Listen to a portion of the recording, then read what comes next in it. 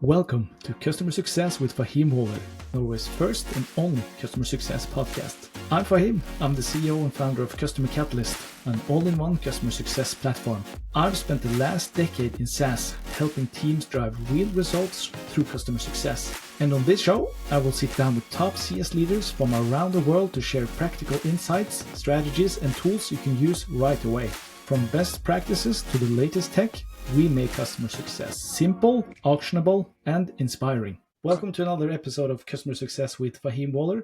Today I am joined by Thomas Voigt. He's a CS leadership consultant with over 20 years of experience in SaaS, media, and insights, including a decade in leadership roles. So welcome to the podcast, Thomas. Hi, Fahim. Very nice to be here. Thank you very much for inviting me to your podcast. No problem. Great to have you on. I think this episode will be a really exciting episode for sure. But before we dive into today's episode, could you please just introduce yourself to our listeners? Tell us a little bit about yourself. Who is Thomas? Sure, absolutely. As you mentioned, I work as a customer success consultant. I'm independent and I work globally. I'm based in the UK, in London. And I had a history of working in customer success for a while. My last job was at GWI, where I was heading up the customer success department and account management for media and tech companies. And I grew this department from 3 million to 10 million in 4 years. And that was a time really when GWI was at a high growth area. And that was a lot of learning, a lot of scaling, which was great. And before that, I worked many years in television. I was a researcher. I made sense of ratings, of a lot of information about customers, how they watch television across the globe. And I was also based in London and tried to build up a digital research department and making sure, people understand how people watched in the past, like linear TV, as you know, to moving to streaming services going forward. And I remember we were launching, products for discovery mainly in the Nordics as well. I remember that with DMAX and D Plus and all these kind of things. I think started in Denmark and then Sweden. I think also in Norway. Dplay, that was the name. Yes. Dplay. And I was basically the guy who were creating all the numbers and trying to make sure we grow appropriately. So my sweet spot is basically having a research background, loving numbers, moved into customer success, and now really working across the globe and focusing on B2B tech companies, in particular media insights. But I'm really open for horizontal SaaS companies as well, and to share my knowledge and help companies to grow, particular scale-up companies who had investment and who are looking to build their CS functions out. Really interesting. It's really fascinating when I talk to customer success managers, customer success leaders. They all have very different backgrounds, so it's interesting to hear your backgrounds, Thomas. I think you are a really interesting background and story. Myself, I started with sales. Actually, I have a sales background, so now I've been in customer success for over a decade, but I started with sales. So for me, that transition felt really natural. But that's wow, that's interesting to hear. So you're a number person. You like statistics and numbers. You like to really dig into data. I think what's important is, and I'm assuming we're going to speak about this, is to focus really on what is important, and that are numbers. If you talk to the board, if you talk to your CEO, you need to prove your story. So I think knowing the numbers is one thing, but then becoming a data storyteller, I think, is the other one, to basically make your point, why you're doing things and why customer success is so important. And this is why we're here today, right? So talking all about all that. Yeah. I really appreciate you taking the time to speak to me, Thomas, and obviously for all our listeners. Really interesting. How did you? Yeah, that's a really interesting background. How did you sort of think? Yeah, okay, customer success. This is something that I want to pursue and start a career in, and be a CS leadership consultant in as well. How did that go about? I think there's a red line in my career. So I had jobs before. I worked at Discovery, and I think let me start with when I studied business administration, and my majors were marketing, psychology, and communication. So I was always interested in understanding human beings, their behavior. And then through TV, being a researcher is like understanding human behavior. That means understanding why people watch television, why people watch stories, what engages people. So you see, that's basically the base for being a good customer success person or leader, just to understand what makes relationships, how to build Yeah. up trust, how to understand the needs, how to understand how you can develop value, basically. And that in connection with having a good understanding of data, speaking the data language, I think is quite important as well. So I think I always have been in this space, and still am. So I get a lot of energy these days, for example, if I can coach CS leaders and if I Yeah. hear their full story, if I hear why there are blockers, why are they hesitant to move forward, and so on, because it's always the bigger picture, and it always comes down to managing relationships, and understanding yourself as well. Self-awareness is a very important thing to look at when you are a leader, in particular in our function, and to want to make an impact going forward. So that's my background, and I'm just trying to play it out, or play it out in different Yeah. channels, if you want to, in the media or in the TV section, as well as now in the SaaS industry. Yeah. Really interesting, Thomas. Customer success as a profession and a field has, I'm not sure you have felt this as well, but you most likely have. I think the profession of customer success, or the customer success field, has transformed a lot the last couple of years, and I see a transition, if you will, or a progress towards aligning with revenue. That's sort of a lot of what a lot of customer success leaders are talking about, especially in the Nordics, about how should Mhm. we align our customer success motion with the revenue. And a lot of people that have maybe started with customer success don't have a sales background, or they didn't want to, they started with customer success because they wasn't comfortable with selling, or having these commercial sort of dialogues with customers. So that's really interesting to see. When I coach customer success managers and customer success leaders, it's just like you say, Thomas. It's a lot of different scenarios. One thing that I've noticed is, since customer success is, I would say, a relatively new field, it's not so much. It's either a lot of information out there, or it's not so much information. So it's a lot of sort of overload load of information about customer success. So hopefully people like you, Thomas, can help just cut through the noise and give us some actionable Mhm. insights. Yes, totally. I think you're absolutely right. I think CS is in a big, shifting moment. Some people even say that CS is in a crisis. I wouldn't go that far. Well, the thing is, you're right. Some companies still use customer success, or see customer success as a cost center, or as, folks who basically schmoozing a little bit with customers, making sure the Yeah, customer's happy. It's all a bit fluffy, isn't it? So yeah, often, they don't use any metrics of success. So they don't know how to measure success, how to progress, how to know what good means, how to go to great, for example. Then some companies start with NPS, CSAT, which is a great start. But as you said, we're now moving into a phase where a lot of folks really see customer success as a revenue driver. And it's yeah, right so, because we are, a post-sales or post-acquisition function. And in our space, there's compound revenue growth if you do it really good. And if we think about it, and a lot of we're catering, for companies who do have recurring business. And so we need to really focus on that. And we need to make sure we really have a system in place and a framework as customer success leaders to be able to understand how success could look like, to pick the right metrics, and then to define the right processes, in our department, but also I think across go-to-market, and then being able to move along and then eventually scale. This is what we want. And yeah, that's a new part of it. And that's the fun part as well, because it's quite complex. It comes with, I think, restructuring things, sometimes starting with zero, because I see at the moment, when I talk to clients, that they dive far too quickly into details. They have a long list of client communication and they want Yeah. to consolidate this. And they got lost in task. And then sometimes you ask them, well, what's the bottom line? How many clients do you have? Did you do a segmentation? Yeah. What really is working? Are you serving the ICP? Are you talking to your sales folks? What is the connection, with this?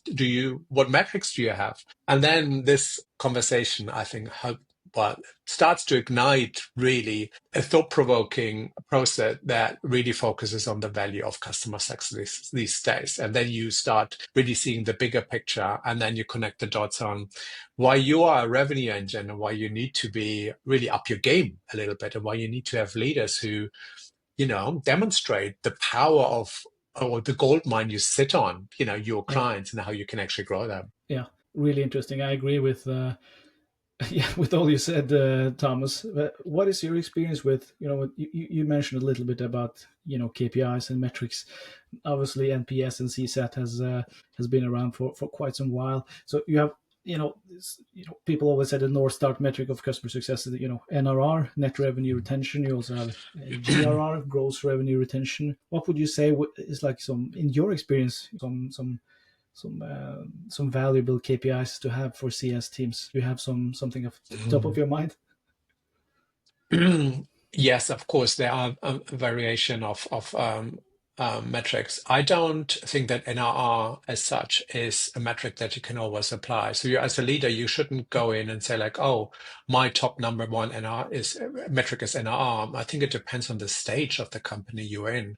I think if you are at a startup, scale up, of course, the focus of CEOs is mostly, on the acquisition side. So you're potentially talking about growth metrics. So bringing in more revenue and bringing in actually more clients. And then when you build out CS, then I think the most important one is keeping clients. So you're talking about GRR going forward. And then I think at some point when you build your scaling process, when you understand how cross-sell, upsell opportunities could really look like, or when you defined a product market fit through your core product, but also know that you can enlarge your product market fit through these upscale and cross-sell opportunities.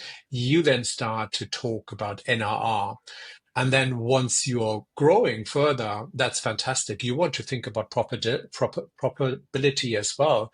So you need to make sure you're keeping your costs down at some point as well. We know the times of unlimited, growth are gone, so that you can spend just the money.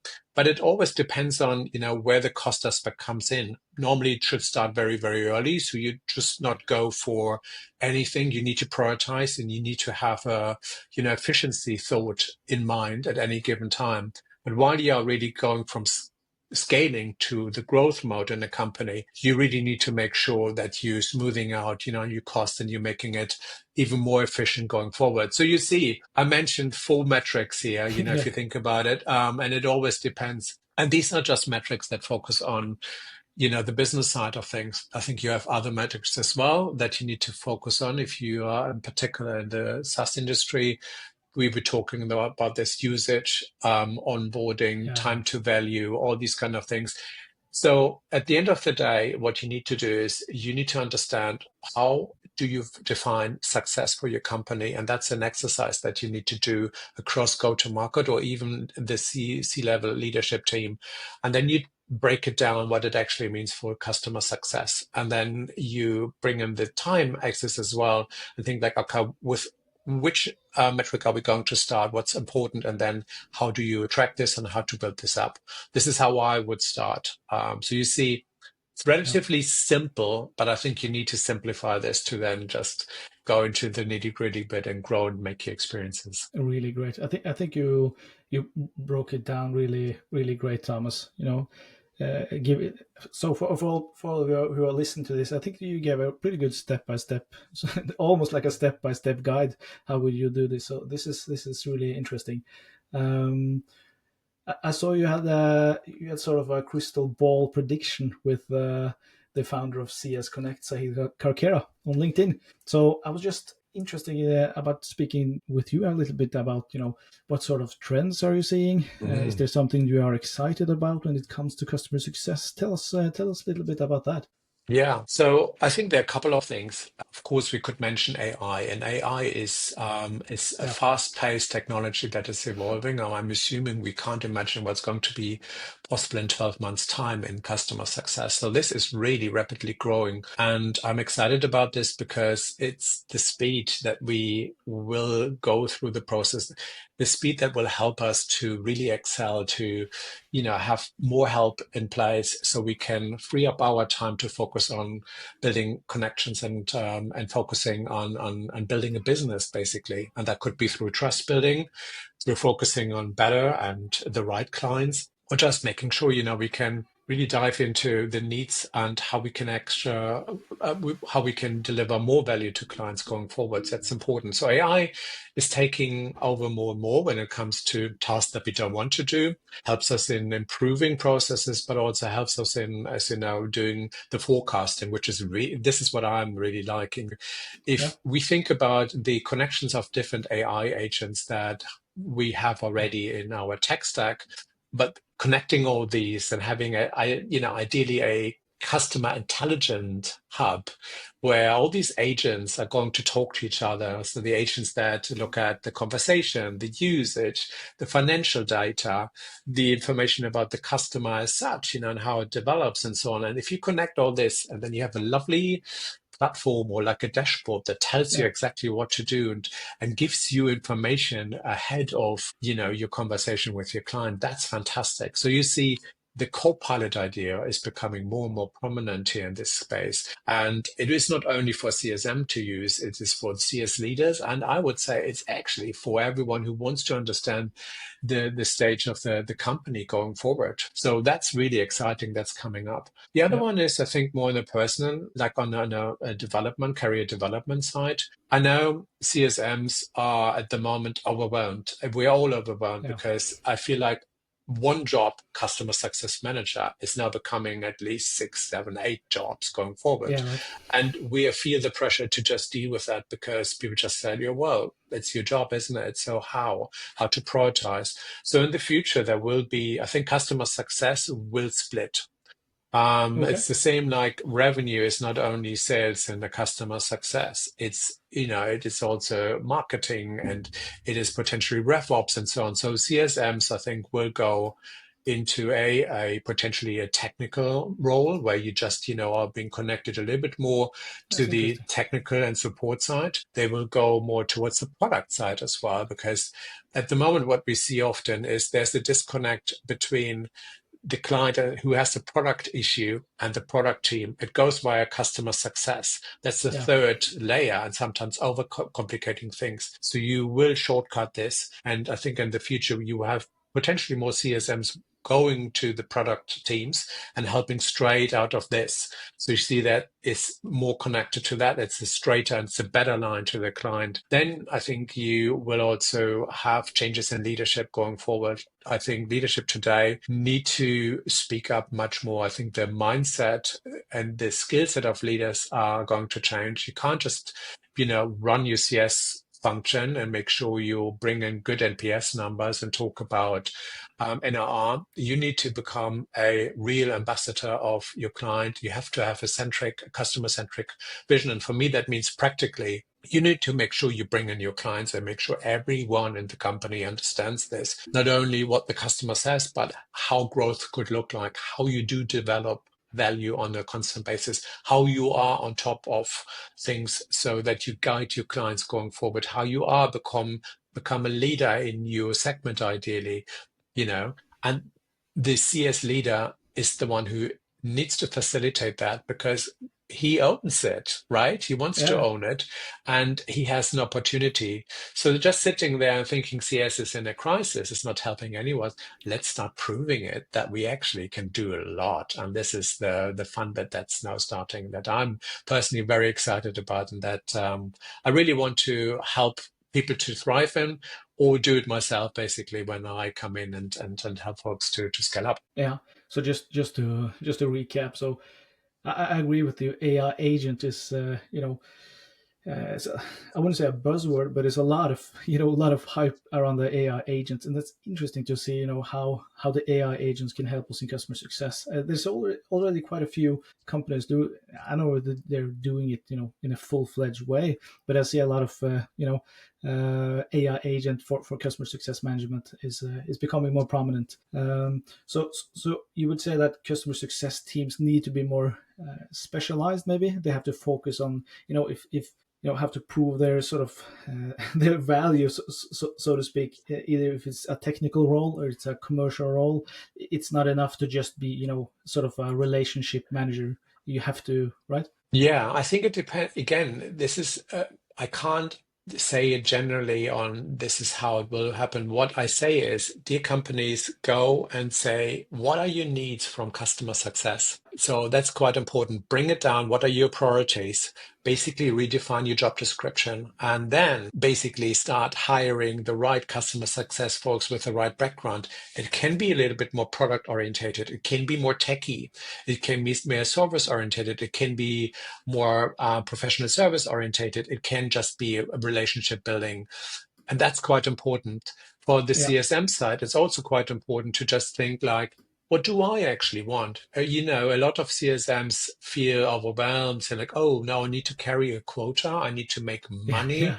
What's It's that? I different. don't want that. Great. Go back to your values and your proposition and just rethink what you actually want to do and think about opportunities going forward. Just don't follow what the company wants from you. Just start with you again, because otherwise you won't be a good fit and it will show and you will not deliver this. So I see this more like an opportunity for yourself Yeah, to go back and to redefine your journey going forward. yeah, yeah, definitely. With AI, do you think a lot of people? I don't know if a lot of people, but I think some customer success managers are a little bit worried. Maybe AI, is AI going to replace me?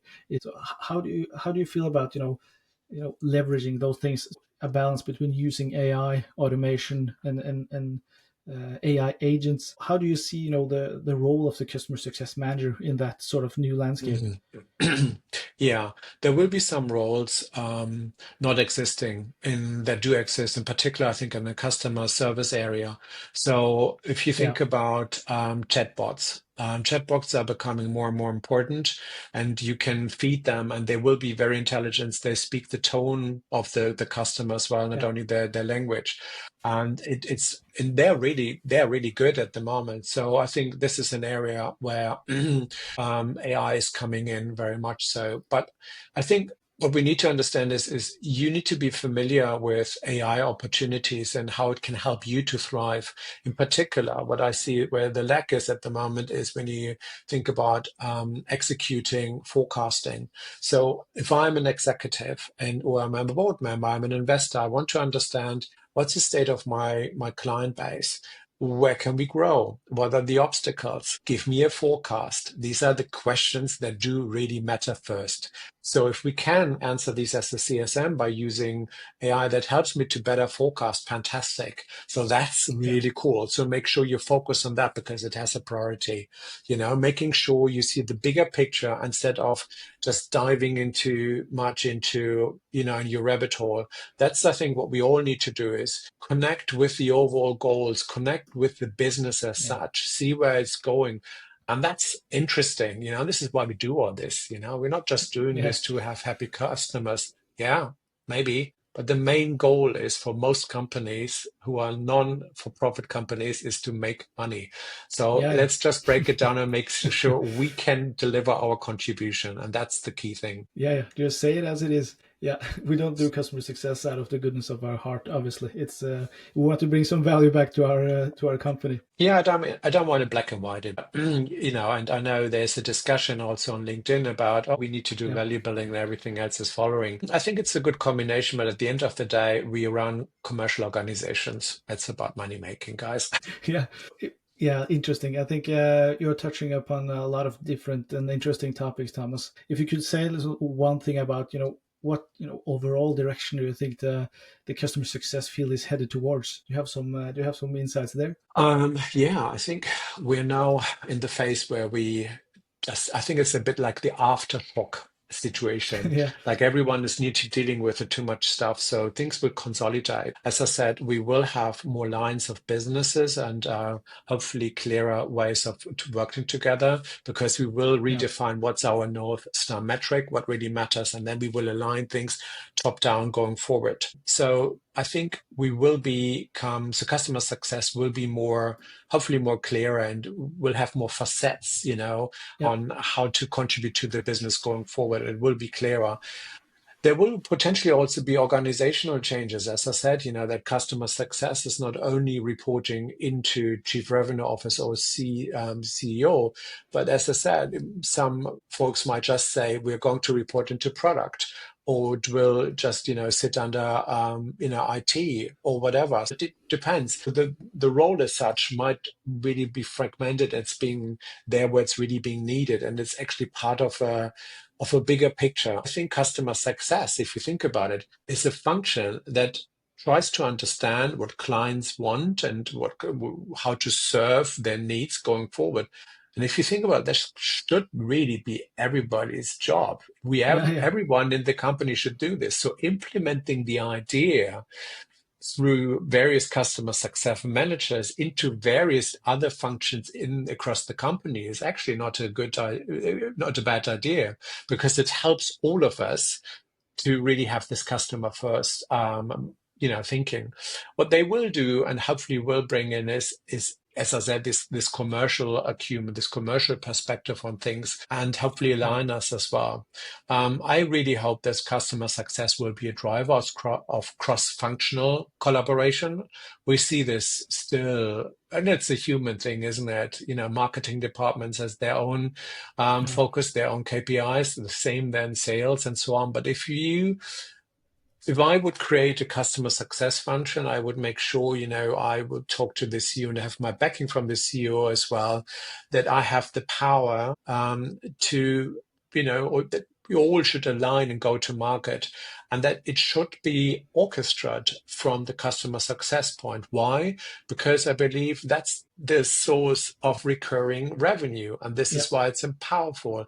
So let's really empower also these customer success leaders to lead the communication and spread the information to marketing, to sales, to product going forward, and really educate the entire organization to then feedback, and then to create this feedback loop and Yeah. to grow together. So this is what I think hopefully is helping, or is developing as well. So, but as I said, it's a mindset shift. And as the CS leader, I think in our roles, I am extremely excited, because we can craft a lot of things. We can take folks on us, with us now going forward. That's a great opportunity, but it needs to have the right folks. It needs to have people like us who have this vision, and also, the passion of doing it. Yeah. Yeah. Really interesting. And completely right what you said, Thomas, right? Because customer success should be everybody's, responsibility. But, in the day-to-day activities of, employees at a company, it's not so easy to um, obviously the employees that are customer facing will sort of have that responsibility. I'm actually working with a client right now, and one of the employees asked me, right, where does customer success responsibility end? Where is the sort of cutoff? And I answered, doesn't really cut off, right? It's everybody's responsibility. It should be a company wide responsibility. But in reality, when you're creating a customer journey and you are segmenting your customer base, and sort of making these follow-up plans and everything, it will be the customer success department who owns these activities, but it helps to have common KPIs, right? So sales and marketing and customer success and product have at least some common KPIs. I think that's the smart way to go. And I also liked what you said, Thomas, about the feedback loop back to product.